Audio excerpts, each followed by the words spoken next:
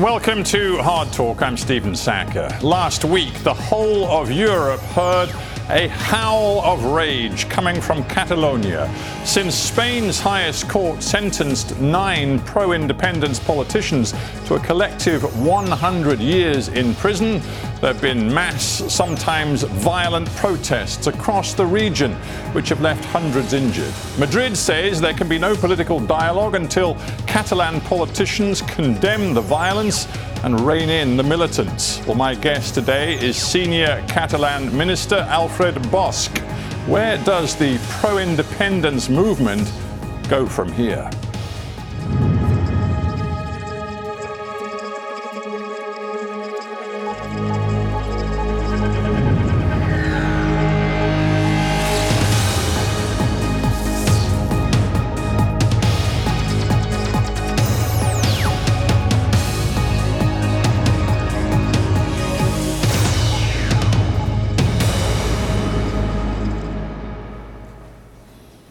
Alfred Bosch, welcome to Hard Talk. Thank you.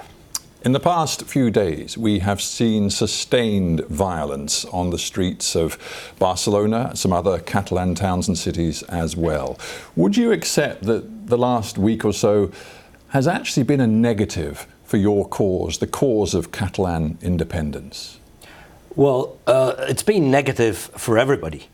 Nobody likes clashes. Nobody likes to see these images in the streets of Barcelona or other cities. Nobody likes it.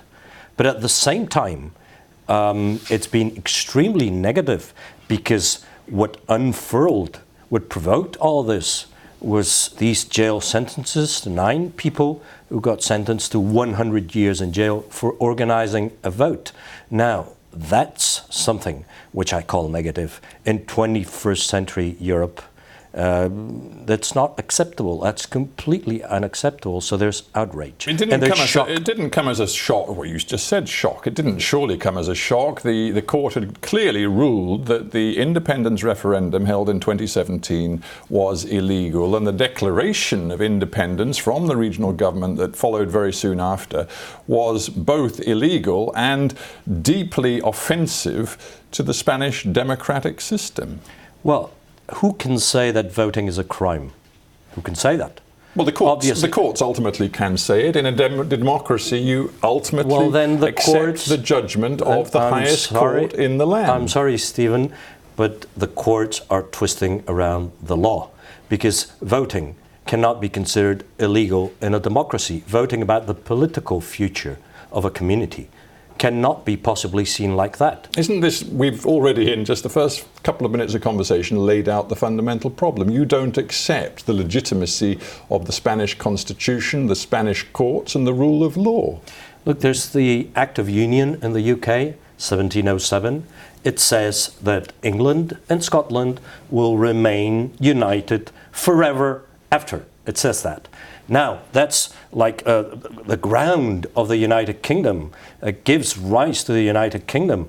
And despite that, politicians, when there's a clamor, when there's a demand, massive demand of millions of people to vote about the future, in this case about a Catalan republic, then politicians have to respond. And they have to find a way, like they did in Scotland, like they did in Quebec, because let's not get too tied into other comparisons. But the truth is, if one simply wants to get to this point very quickly, that the Scottish referendum only took place after the British government had sanctioned it. And indeed, it is interesting that in the last few days, the leader of the Scottish National Party, Nicola Sturgeon, the First Minister in Scotland, has made it quite plain that she will never call a referendum without the sanction, the authorization of the British government. Well, I don't know. Alex Salmond said other things. The fact is that Scotland voted. Quebec voted, despite whatever rulings the Supreme Court did in Canada. So they found a way. Right. Sorry, Stephen, if I can talk, because I'm sure you will counter my arguments better if I can talk a little bit. But in Catalonia, the problem is that the Spanish government has never, ever agreed to hold dialogue on this. Not before the referendum, not during the referendum, not after the referendum, not now. And we're asking for them to sit and talk. And that's basic. Of course, we want to talk with the Spanish government, but they're refusing any dialogue on this. Well, and instead of that, they're sending people to jail. They're repressing the people, cracking down with police brutality. They're sending people into exile. They're suspending the Catalan government. They're dissolving the Catalan government. Now, is that very legal? Do you think that is something which should be accepted in constitutional law of the 21st century in Europe? Many people in Spain and beyond will think it is perfectly proper for the Spanish government to say that they will not be intimidated into a dialogue. And if one looks at what has happened in recent days, 288 police officers have been injured in clashes. Of course, hundreds of civilians in Catalonia have been injured too. We've got 2 people in gravely critical condition as a result of the violence. We have seen, I've seen it myself, of course you have too, on television, the masked demonstrators hurling rocks, Molotov cocktails, other makeshift missiles at police lines. This is what has been happening, which again suggests you do not respect the rule of law. Well, you might interpret this, but that's your opinion. Now, yes, there's been serious clashes, almost as serious as, for instance, the England riots of 2011, when a young man was killed and the whole country erupted and there was arson and buildings being set on fire. That has not happened, fortunately, in Catalonia. Now, you were talking about dialogue. We are talking. This is dialogue. Is this intimidation? No, sir. Intimidation is the opposite. Intimidation is refusing to talk, to sit and talk, something as simple as that. Because dialogue is the best way to quieten and cool down spirits. Let's just and not let doing me, it if I may, just ask is the simple best way questions to flare up spirits. It's the best way. Simple questions and simple answers. Let's try that. Why did it take Quim Torra, the leader of the Catalan regional government, 3 days to come out and specifically condemn the violence that had been raging for 3 days on the streets of Catalonia? The first clashes took place on Monday evening. Quim Torra came out Tuesday evening. His definitive denunciation actually took more than 48 hours. Why is that? We are against violence, and we condemn all violence, wherever it might come from. And I'm a member of the government, and I'm telling you, we have condemned it, because it doesn't favor our cause, as you were saying at the beginning. It doesn't favor anybody's cause. We have always condemned violence. And let me tell you one thing, because I think it's useful to understand what's going on. Friday night and Saturday night, you had potential clashes with radicals and the police. And thousands of people, ordinary citizens, risked their bodies to get in between. Thousands of people. That's Catalonia. That's the country. That's the country I'm proud of. That's the people I'm proud of. That's what we've been doing for 7 years. What Despite all the provocations, we've been there peacefully demonstrating, thousands and millions of people. And that's my country. And I feel so proud of it. I feel so moved by these things. And what do you say to the thousands of Catalans who actually have joined demonstrations saying, enough, we want this to stop, and who have lost their ability to go to work because the transport system has been shot to pieces in recent days? They have seen their businesses lose money. They've seen tourist sites closed. They've seen visitors staying away. This is costing Catalonia millions of euro. What do you say to all of your people who are materially losing? You want to talk about the economy? Let's talk about the economy. In the last 7 years, this independence process, democratic process, because we want to vote about this. We don't want to impose it on anybody. We want to vote. It's not difficult to understand. Now, 7 years, there's been an economic boom in Catalonia. Investment has gone up. Unemployment has dropped below the Spanish average. And the Mobile World Congress has been booming. The airport of Barcelona has been booming. The tourist industry has been booming. So don't establish a relation between a political general claim for voting about the future and the economy, because both things have been prospering at the same time. What I'm getting to, I suppose, is that Catalonia right now is a deeply divided and polarized society. Would you accept that? There's differences. That's precisely why we should vote. When everybody agrees 100%, No. you don't need. Sorry, let me finish. When everybody agrees 100%, you don't need to vote. When there's a difference, that's when you need most the vote, and that's what democracy is about: solving differences Minister, through the vote, not through clashes. I'm wondering if you've learned any lessons from 2017, because surely the point of the referendum in 2017 was that you got a turnout of 43%. Most potential voters in Catalonia, Catalonian people, they did not accept the legitimacy of your vote. So an illegal vote is surely no expression of true democracy. The law is being twisted around all the time. People who enabled other people to vote, my predecessors in the Catalan government, they're being dealt with as criminals. But what do you say to the 57% of Catalans who refused to vote in that poll in 2017? Come on, Stephen, let's be serious about this. Usually there is 30% of people who don't turn out any election. So please, let's be fair about this. Yes, turnout was under what we would have liked, obviously.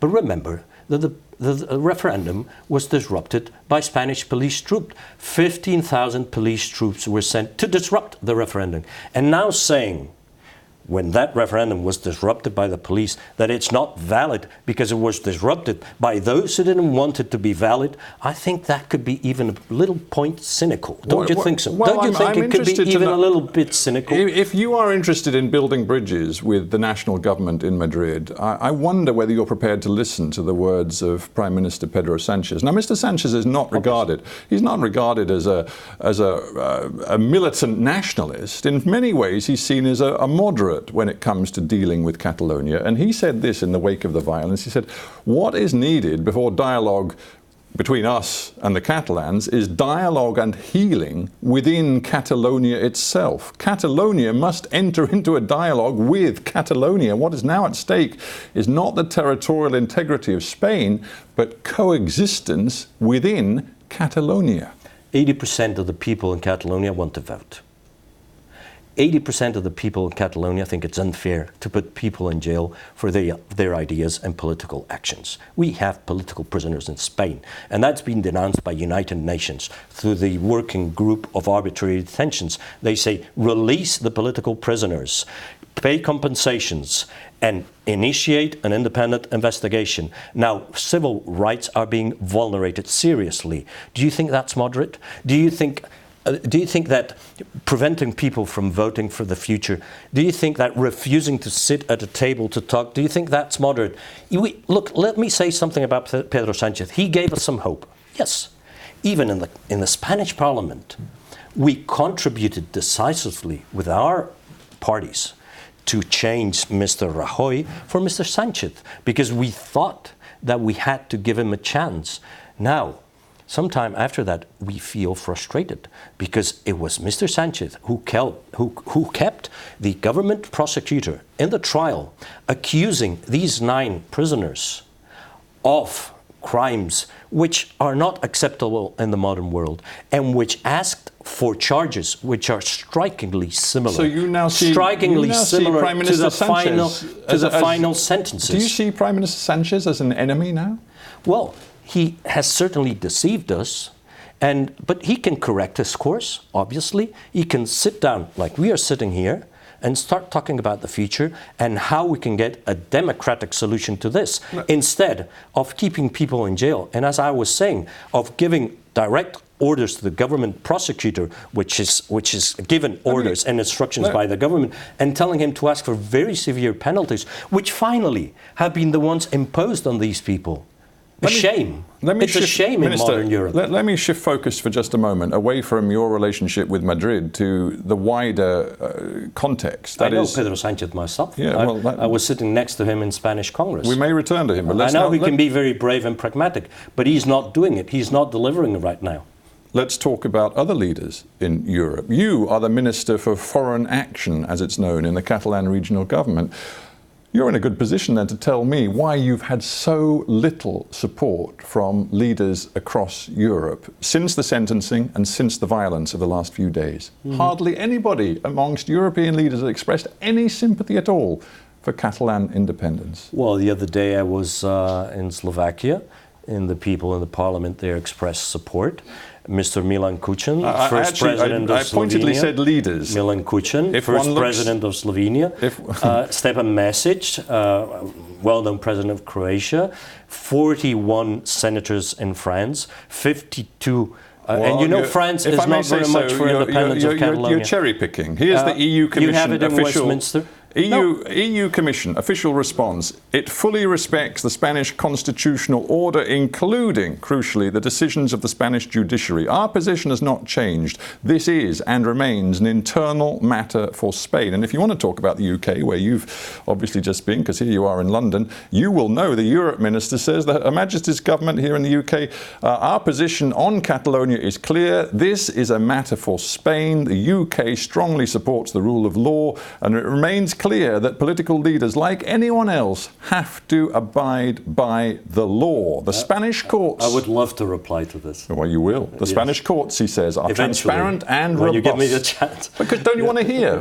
This is what European governments are saying. I would like to reply to the this. Spanish courts are transparent and robust, and they have handed down these penalties according to Spanish law.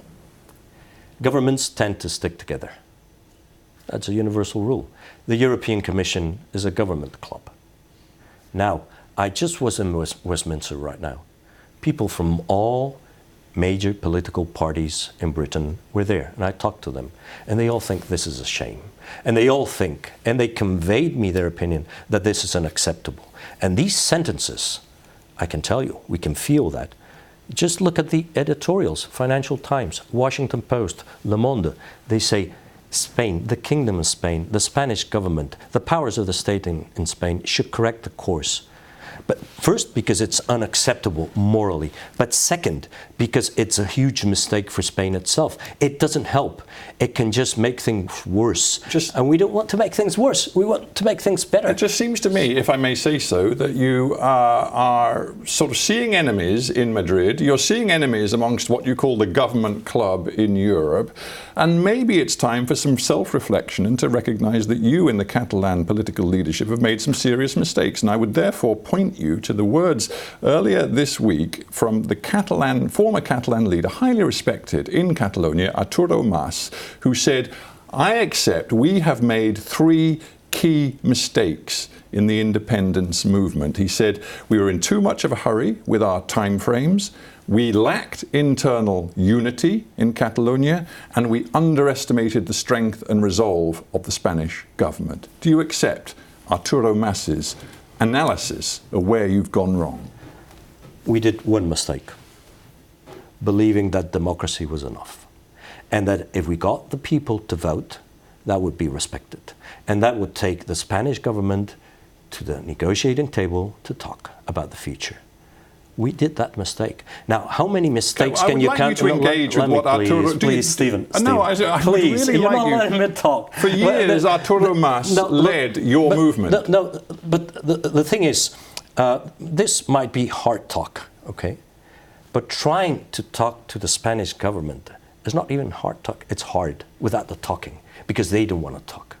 So there, you can see a huge historical mistake, because if they resort to repression, to cracking down on the people when they're in the act of voting, when they resort to putting people in jail, pushing them into exile, instead of dialogue, they're making a huge mistake. That doesn't help. And that doesn't help to quieten down the spirits of the people. That doesn't calm down or cool down whoever is frustrated, whoever is outraged. It goes in the different and in the wrong direction. And that's what people all over Europe and the world are saying right now. So when Arturo Mas makes some space for Catalonian self-reflection and maybe even an extent of self-criticism, you're not interested in going there? Well, look... the blame is all for others, not at all for you. I have my own opinion, which coincides with the opinion of the present government of Catalonia. So what I think is that whatever mistakes we did, and everybody's human, now we must proceed. and we must go forward. And the best way to proceed is, and the best way to keep spirits calm, which is what we want, because this is a movement which has been peaceful during 7 years. And it has to be like that, and we want it like that. And we're peaceful, hard-working people. We've proven it. The best way to do that is to talk. Now, to talk about, we have a proposal. We're sitting at the table waiting for somebody else, but there's an empty chair there. And we have a proposal on the table, and it's quite clear. Now, there's nobody on the other side, and there's no proposal, which is even worse, which is even more serious. What's the proposal of the Spanish government? What are they suggesting? What is their project for Catalonia and for Spain? They don't have one. Ask them. Ask them. Let's see what return you get from them. Of course, we interview the Spanish government too, but I've got you in the studio, so I'm going to ask you, given that the opinion polls through the course of the summer show a decline in support from independents, you've never been over 50%, but now you're substantially below 50%. That depends on the polls. 44% in the most recent July poll, as reported by Reuters, 44% of Catalans in favour of independence.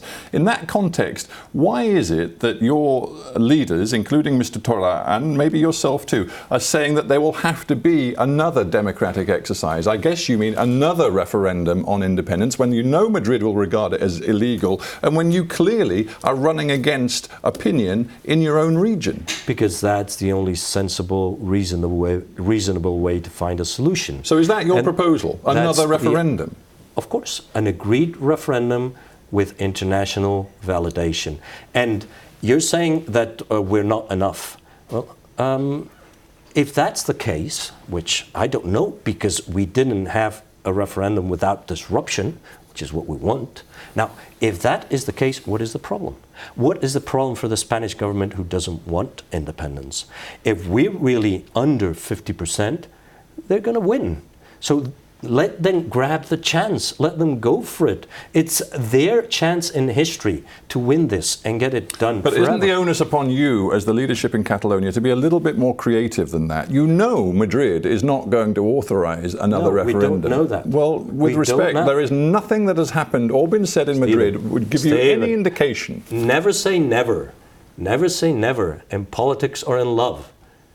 It's a mistake. Do you not fear that your movement is going to get stuck? That you are going around the same argument, you are not winning friends or new advocates in Madrid, you're winning no new friends in Europe or indeed across the world. You, right now, with this attitude of yours that we must have another referendum, we must push for independence again, you are stuck. Well, that's your vision. I might have a different vision. That's an interpretation. I think we're not stuck. I think we're moving all the time. And we're asking the Spanish government to move. They're not moving. No, they're not moving. We're nearly out of time. I just want to ask you if there's any room. Right. Don't twist them around. Don't say things upside down the wrong way up. It's the Spanish government that's not moving. They're stuck in their position of not accepting anything, denying any kind of prospect for Catalonia or for Spain. I mean, Pedro Sánchez was even unable to strike a deal with Podemos, another left-wing group, to keep himself in power as prime minister. And he had to call for early elections again, at a great risk for him and for Spanish stability. Just a quick thought before we end. He's unable to talk. Now, let him do the right thing. Convince him in a friendly way. We're not hating anybody. We're not haters. We love Spanish people. We have relatives there. We speak Spanish. We like it. We're not hating anybody. We just want a better future. And we're entitled to that because we're full citizens. We're not half citizens. So why can't we vote about our future? We want to go there. We want to vote. We're not imposing this on anybody. So why can't we talk about this? That's the best way out. And there's no other way out nowadays. And we have run out of time, so we have to end right there. Alfred Bosch, it's been a pleasure having you on Hard Talk. Thank you very much. Thank you. Thank you.